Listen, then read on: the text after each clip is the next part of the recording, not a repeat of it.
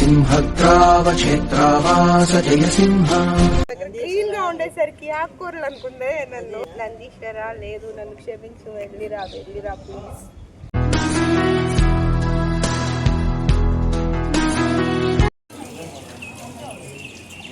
పిల్లల కోసం ఇక్కడ చెట్టుకి ఉయ్యాలు కట్టున్నారు, చూసారా ఎంతమంది కట్టున్నారో. ముడుపులు కూడా కట్టున్నారు, పెళ్లి కాని వాళ్ళు కూడా కట్టచ్చు అనమాట.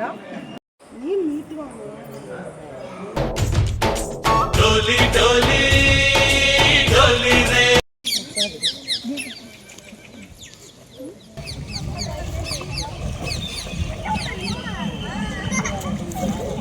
హలో అండి, నమస్తే, welcome back to our channel మన ఇంటి ముచ్చట్లు వ్లాగ్స్. ఫస్ట్ ఆఫ్ ఆల్ అందరికీ కూడా శ్రీరామనవమి శుభాకాంక్షలు అండి.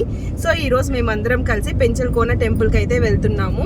మన నెల్లూరు నుంచి 80 కిలోమీటర్స్ డిస్టెన్స్లో అయితే ఉంటుందండి ఈ టెంపుల్.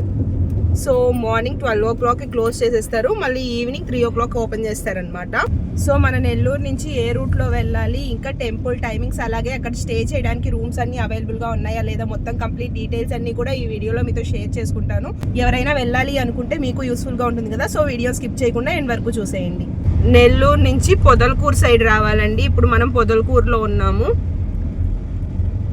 సో ఇది పొదలకూరు జంక్షన్ అండి. ఇటు రైట్ సైడ్ వెళ్ళామంటే సంగం వస్తుంది, మనం స్ట్రైట్ గా వెళ్ళాలి పెంచల్కోన టెంపుల్ కి. ఇప్పుడు ఒక జంక్షన్ చూపించాను కదండి, అక్కడ నుంచి కొంచెం ముందుకు వస్తే స్ట్రైట్ గా మనకి ఇంకో జంక్షన్ ఉంటుంది. అక్కడ 3 roads కట్ అవుతూ ఉన్నాయన్నమాట. పొదలకూరులోకి ఎంటర్ అయిన తర్వాత ఫస్ట్ వచ్చే జంక్షన్ కాకుండా సెకండ్ వచ్చే జంక్షన్ దగ్గర మనం పెంచల్కోనకు వెళ్ళాల్సిన రూట్ అనేది సెలెక్ట్ చేసుకుంటాము. ఇప్పుడు ఒక జంక్షన్ చూపించాను కదండి, అక్కడ నుంచి మనం లెఫ్ట్ కట్ అయ్యామంటే గూడూరు వస్తుందంట. స్ట్రైట్ గా వెళ్తే రాపూరు, మనం రాపూర్ నుంచి కూడా పెంచల్కోనకు వెళ్ళొచ్చు. సో మనం వచ్చేసి రైట్ కట్ అయ్యాము, ఇది వచ్చేసి సోమశిల రూట్ అనమాట. ఇక్కడ నుంచి కూడా మనం పెంచల్కోనకు వెళ్ళొచ్చు. 2 routes అయితే ఉన్నాయి. మనం రాపూర్ సైడ్ వెళ్ళామంటే 13 kilometers ఎక్స్ట్రా చూపిస్తుందండి.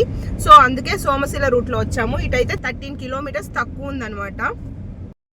ఇక్కడ బోర్డు వేసి ఉన్నారు చూసారా, కట్ అవ్వాలని చెప్పేసి. ఆదురుపల్లి విలేజ్ అనమాట ఇది. పొదలకూరు దగ్గర నుంచి మనం సోమశిల రూట్ లోకి కట్ అయ్యాం కదండి, అక్కడ స్ట్రైట్ గా వస్తే మనకి ఆదురుపల్లి అనే విలేజ్ వస్తుంది.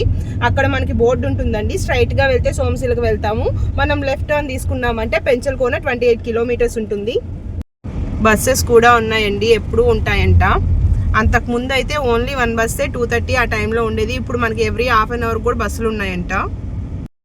కొంచెం ముందుకు రాగానే ఇంకొక టర్నింగ్ పాయింట్ వచ్చిందండి, ఇక్కడ బోర్డు వేసి ఉన్నారు. సో ఆదూరుపల్లి నుంచి మనం ఒక టర్నింగ్ తీసుకుంటాం కదండి, అక్కడ కొంచెం ముందుకు వచ్చిన తర్వాత ఇంకొక రైట్ టర్న్ తీసుకోవాలి. మనకి అన్ని కూడా బోర్డులో మెన్షన్ చేసి ఉంటారు పెంచల్కోనకి ఎలా వెళ్ళాలి ఏంటి అని చెప్పేసి. ప్రాబ్లం ఏమి ఉండదండి, కొత్తగా వచ్చినా కూడా ఈజీగానే అర్థమవుతుంది. సో ఆదూరుపల్లి నుంచి మనం సింగిల్ రోడ్లోకి టర్న్ అవుతామండి. రోడ్ అంతా కూడా సరిగా లేదు, రాపూర్ సైడ్ వెళ్ళడమే బెటర్. 13 kilometers తక్కువ ఉన్నా సరే మనకి ఎక్కువ టైం తీసుకుంటుంది అనమాట, రోడ్ సరిగా లేదు కాబట్టి. సో ఎవరైనా సరే రావాలి అనుకుంటే రాపూర్ సైడ్ వెళ్ళండి. మనం జంక్షన్ చూపించాను కదా, అక్కడ స్ట్రైట్ గా వెళ్ళామంటే రాపూర్కి వెళ్తాము, నెక్స్ట్ పెంచల్కోన వస్తుంది. సో ఎవరైనా వస్తే ఇటు సైడ్ పిక్ చేసుకోకుండా అటు సైడ్ పిక్ చేసుకోండి, కొంచెం కంఫర్టబుల్గా వెళ్ళొచ్చు. సో సింగిల్ రోడ్ అండి, మొత్తం అంతా గతుకులుగా ఉంది, అస్సలు బాగాలేదన్నమాట. రోడ్డు చాలా టైం తీసుకుంటుంది, ఇటు సైడ్ అస్సలు బాగాలేదు. రోడ్ అయితే అస్సలు బాగాలేదు. మనకి మధ్యలో ఫారెస్ట్ చెక్ పోస్ట్ వస్తుందండి, అక్కడ ఒక మంచి బ్యూటిఫుల్ వ్యూ అయితే ఉంటుంది, చూపిస్తాను చూడండి. ఇక్కడ ఒక బ్రిడ్జ్ లా కనిపిస్తుంది కదా, దీని కింద వాటర్ ఫ్లో అవుతూ ఉంటాయి. ఈ వాటర్ వచ్చేసి మనకి సోమశిల డ్యామ్ నుంచి కండలేరు డ్యామ్కి వెళ్తున్నాయి అనమాట. సో ఆ కండలేరు డ్యామ్ నుంచి మనకి ఇంకా తెలుగుగంగ కాలువలో చెన్నైకి, తమిళనాడుకి అలా అంతా వాటర్ పంపిస్తారు. ఈ రూట్లో వచ్చినందుకు ఇది ఒక్కటే మంచిగా అనిపించింది నాకు. సో ఈ ఆర్చ్ చూసారా, కండలేరు ప్రాజెక్ట్ కోసం గవర్నమెంట్ అక్కడ ఉండే ఊరి వాళ్ళకి ఇక్కడ సపరేట్గా ఇల్లు కట్టించి ఇచ్చిందంట.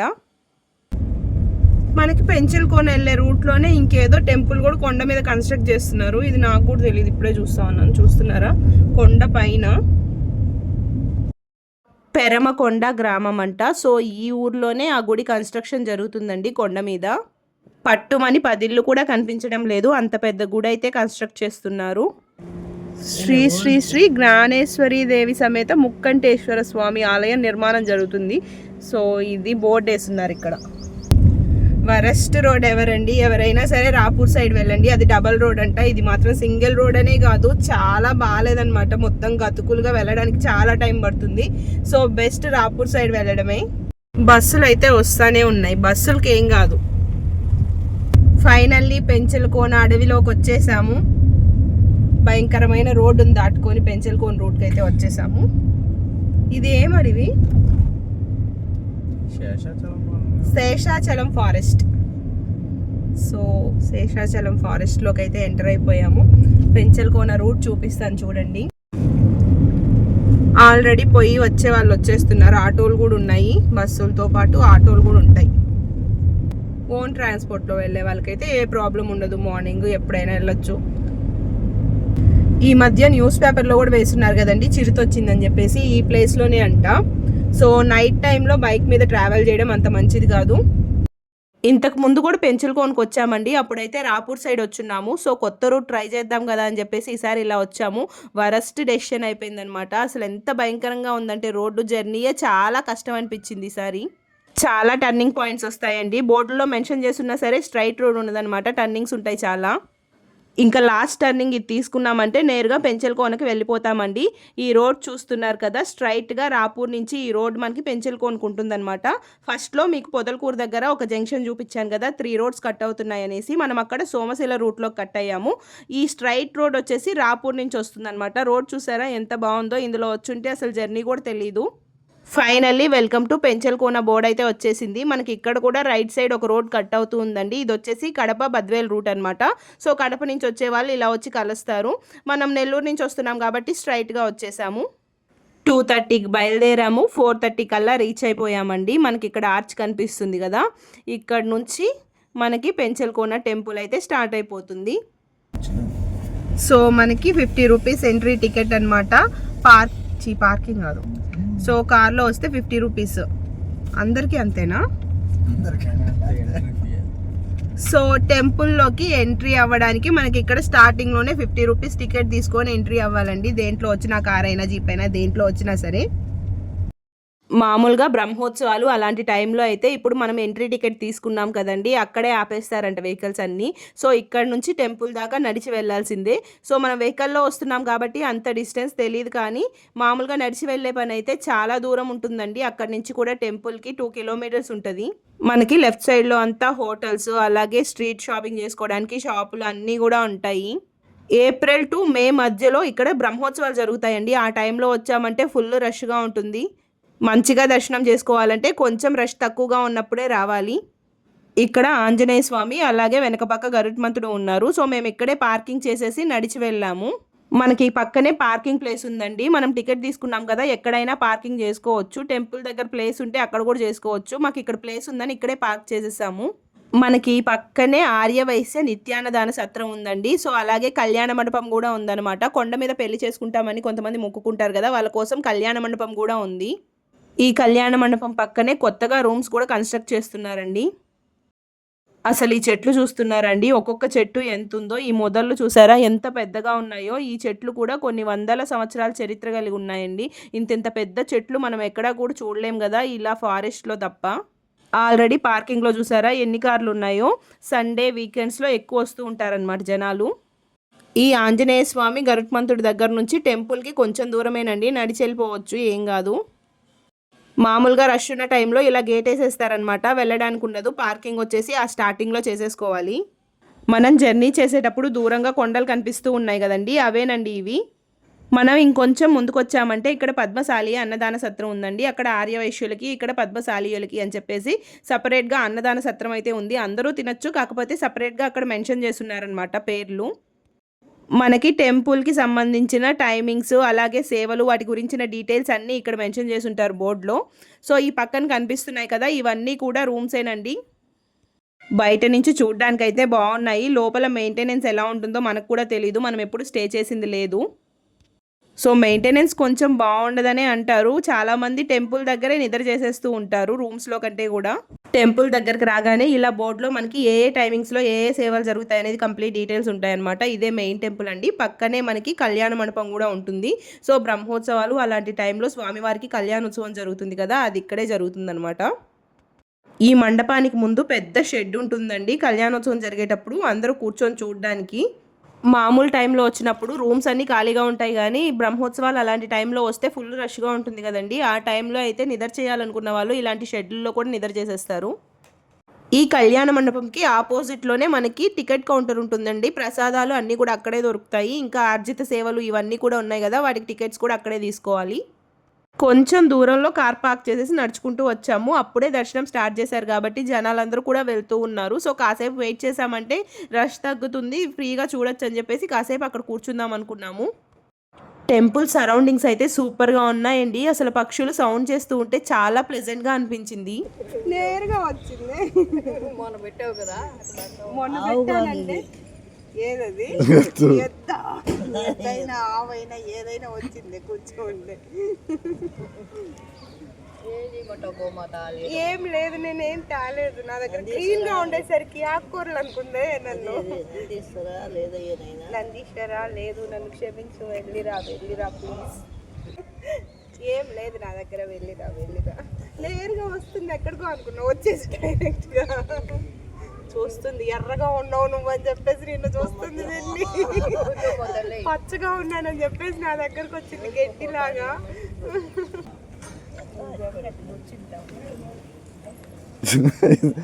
ఇద్దరికి 2 షేర్ వస్తుంది. సో పెంచల్ కోన్కి అయితే వచ్చేసామండి. బ్యాక్ సైడ్ చూస్తున్నారు కదా, మెయిన్ టెంపుల్ అయితే అదే. టైం వచ్చేసి 5 అవుతుంది. దర్శనం అది స్టార్ట్ చేస్తారు. ఇప్పుడు మనం దర్శనం చేసుకొని వచ్చిన తర్వాత మొత్తం టెంపుల్ వ్యూ అంతా కూడా చూపిస్తాను. మేము వెళ్ళింది శ్రీరామనవమి రోజు కాబట్టి స్వామివారి ఊరేగింపు కూడా ఉందని చెప్పేసి డెకరేషన్ అది చేస్తూ ఉన్నారు. టెంపుల్ పక్కనే కొంచెం కొండపైకి రూమ్స్ కట్టున్నారండి. మంచి వ్యూ కావాలి అనుకుంటే ఈ రూమ్స్ తీసుకోవచ్చు, చాలా బ్యూటిఫుల్గా ఉంటుంది. నవంబర్ ఆ టైంలో వచ్చినా లేకపోతే వర్షాలు పడేటప్పుడు ఎప్పుడైనా వచ్చినా కానీ ఇక్కడ ఉన్నంత బ్యూటిఫుల్ వ్యూ మనం ఎక్కడా చూడలేమండి. సో వెనక అక్కడ చూపిస్తాను చూడండి, ఒక పాయింట్ చూపిస్తున్నాను కదా, అక్కడ నుంచి వాటర్ పడుతూ ఉంటాయి. ఎంత అందంగా ఉంటుందంటే కొండ చూడడానికి, టెంపుల్ చూడడానికి ఆ టైంలో మాటల్లో ఎక్స్ప్లెయిన్ చేయడం అసలు అవ్వదండి, అంత బాగుంటుంది. లాస్ట్ టైం నేను వచ్చినప్పుడు వర్షాలు పడుతూ ఉన్నాయండి. ఆ టైంలో పాలలాగా తెల్లగా అక్కడ వాటర్ ఫాల్ పడుతూ ఉంటే ఆ కొండల మధ్యలో మనకి పాలలాగా తెల్లగా కనిపిస్తుంది. అంత బాగుంటుందన్నమాట చూడడానికి, అది మాటల్లో ఎక్స్ప్లెయిన్ చేయలేము. ఎవరైనా సరే అది ఓన్గా ఎక్స్పీరియన్స్ చేయాల్సిందే.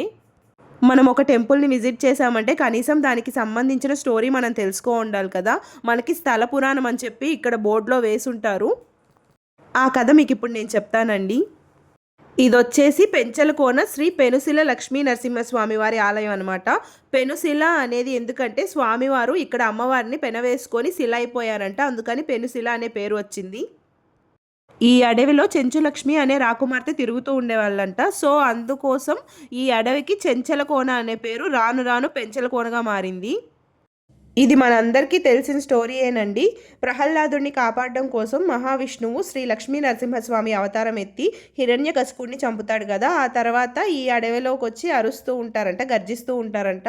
ఆ టైంలో ఈ చెంచులక్ష్మి వాళ్ళ చెలికత్తెలు కలిసి అడవిలో తిరుగుతూ ఉంటారంట. వాళ్ళ చెలికత్తెలు స్వామివారి గర్జన విని భయపడి పారిపోతారు. కానీ ఈ చెంచులక్ష్మి అనే రాకుమార్తె మాత్రం అక్కడే స్వామిని చూస్తూ ఉండిపోతారంట. ఆమె ధైర్య సాహసాలకు అందచందాలకు మెచ్చిన స్వామి ఆమెను పెళ్లి చేసుకొని అక్కడే శిలగా ఆమెను ఒళ్ళో కూర్చోబెట్టుకొని మారిపోయారనేది స్థల పురాణం అండి. సో ఇక్కడ ఉంది చూసారా, ఈ స్థల పురాణం అంతా మీకు చదవడానికి టైం పడుతుందని చెప్పేసి నేనే స్టోరీ ఎక్స్ప్లెయిన్ చేసేసాను. ఇక్కడ ఫోటోలు ఉన్నాయి చూసారా, అమ్మవారు అలాగే గర్భగుడిలో ఉన్న స్వామివారు ఎలా ఉంటారు అనేది ఇక్కడ ఫోటోల్లో ఉన్నాయన్నమాట. మెయిన్ టెంపుల్లోకి ఫోన్ అయితే అలౌ లేదండి. ఈ టెంపుల్కి ఆపోజిట్లోనే మనకి ఆంజనేయ స్వామి టెంపుల్ కూడా ఉంటుందండి. నరసింహస్వామిని దర్శించుకున్న తర్వాత వచ్చిన భక్తులు ఆంజనేయ స్వామిని కూడా దర్శించుకుంటారు.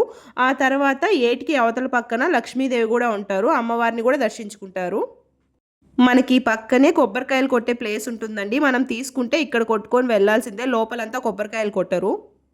శ్రీరామనవమి సందర్భంగా సాయంత్రం ఉత్సవం ఊరేగింపు జరుగుతాయండి. దానికోసం స్వామివారిని అలంకరిస్తూ ఉన్నారనమాట గుడి లోపల. సో అందుకే కర్టెన్స్ అన్నీ వేసేసి ఉన్నారు. ఈ పక్కనే మనకి అద్దాల మహల్ ఉంటుందండి. మేము వెళ్ళినప్పటికీ క్లోజ్ చేసేసి ఉన్నారు, మార్నింగ్ టైంలో ఓపెన్ ఉంటుంది అనుకుంటా. మనం గుడిలోకి ఎంటర్ అయింది వచ్చేసి మెయిన్ గోపురం అండి. ఇది వచ్చేసి గుడిలోకి ఎంటర్ అవ్వడానికి ఇంకొక దారి అనమాట. ఇందాక చూపించాను కదా, గుడి పక్కనే రూమ్స్ ఉన్నాయి, బ్యూటిఫుల్ వ్యూ కనిపిస్తుంది అని చెప్పేసి. ఆ రూమ్స్ పక్కనే ఇంకొక దారి ఉంటుంది టెంపుల్లోకి ఎంటర్ అవ్వడానికి. నేరుగా కనిపించేది ఆంజనేయ స్వామి టెంపుల్ అండి. దాని పక్కనే ఉండేది సహస్ర దీపాలంకరణ సేవ చేసే మండపం అండి. తిరుమలలో కూడా ఉంటుంది కదా, స్వామివారికి దీపాలు వెలిగించి ఉయ్యాల్లో ఊపుతూ ఉంటారు. సో అలాంటిదే అనమాట.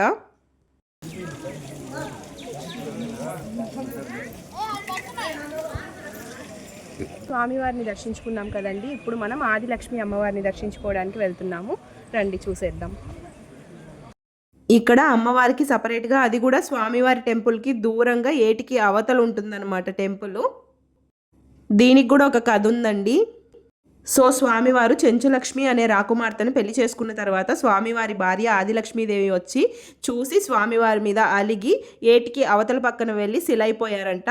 అందుకని చెప్పేసి స్వామివారి గుడికి చాలా దూరంలో అమ్మవారి గుడి ఉంటుందండి. ఈ కింద వెళ్తుంది కదా, ఇప్పుడు నీళ్ళు లేవు సమ్మర్ కాబట్టి, మామూలుగా అయితే అక్కడ నీళ్ళు ఉంటాయి. ఈ ఏటికి అవతల వెళ్ళి అమ్మవారు శిలైపోయారంట.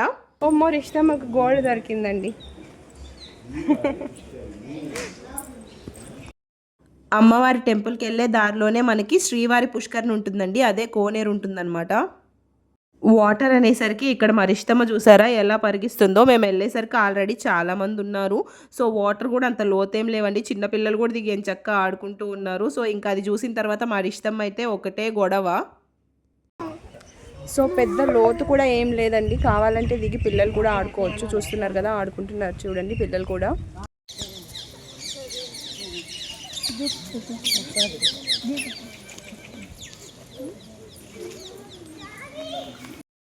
అమ్మవారి టెంపుల్ దగ్గర కూడా మనకి స్థల పురాణం ఉందండి, అదే టెంపుల్కి సంబంధించిన స్టోరీ అనమాట. ఈ టెంపుల్లో కూడా ఫోన్ అలవలేదండి, ఏ మెయిన్ టెంపుల్లో కూడా ఫోన్ అలవలేదు. అందుకే బయట నుంచి చూపించాను. అమ్మవారు కూడా ఇక్కడ స్వయంగా సెల్ అయిపోయారు. అలాగే టెంపుల్కి వచ్చేటప్పుడు ఓన్లీ ట్రెడిషనల్ డ్రెస్సెసే వేసుకురావాలండి, శారీస్ కానీ హాఫ్ శారీస్ కానీ లేదంటే దుప్పట్టాస్ ఉంటే చుడీదార్స్ కానీ వేసుకురావాలన్నమాట. ఇక్కడ కూడా అమ్మవారికి సంబంధించిన చీరలు అవి అమ్ముతూ ఉన్నారు, అంటే అమ్మవారికి కడతారు కదా అవన్నీ మనం కొనుక్కోవచ్చు. సో ఇదేనండి లక్ష్మీదేవి అమ్మవారి టెంపుల్. ఇక్కడ మనకు ఒక చెట్టు ఉంది చూస్తున్నారా, ఎన్ని ముడుపులు కట్టున్నారో చూసారా. సో ఇక్కడ పిల్లలు లేని వాళ్ళు ఉయ్యాలలు కడితే ఈ చెట్టుకి వాళ్ళకి పిల్లలు పుడతారనేది నమ్మకం అంట. ఇల్లు కట్టుకోవాలని ఆశ ఉండే వాళ్ళు కూడా రాళ్ళు తీసుకొచ్చి ఒకదాని మీద ఒకటి ఇల్లులాగా పేర్చి మొక్కుకుంటారంట. సో దట్ వాళ్ళ కళ కూడా నెరవేరుతుందని చెప్పేసి నమ్మకము. ఆడవాళ్ళు తమ చీర కొంగు చించి ఒక రాయిని అందులో పెట్టి ఉయ్యాలలాగా కట్టి పిల్లలు పుట్టాలని మొక్కుకొని ప్రదక్షిణలు చేస్తారంటండి. ఈ చెట్టును చూసారా, గొడుగు ఆకారంలో ఉంటుంది.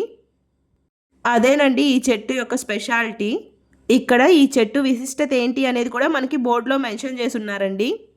స్వామివారిని అమ్మవారిని అందరినీ దర్శించేసుకున్న తర్వాత ఫైనల్గా కోనేరు దగ్గరికి వెళ్ళాము. కోనేరులో అంత ఫుల్గా కూడా వాటర్ ఏం లేవండి, చిన్నపిల్లలు కూడా దిగి ఆడుకుంటూ ఉన్నారని చక్క. ఈవినింగ్ అయ్యేసరికి పక్షులు అయితే అసలు ఎంత ప్లెజెంట్గా సౌండ్ చేస్తున్నాయంటే ఒక మ్యూజిక్లా అనిపించింది వినడానికి.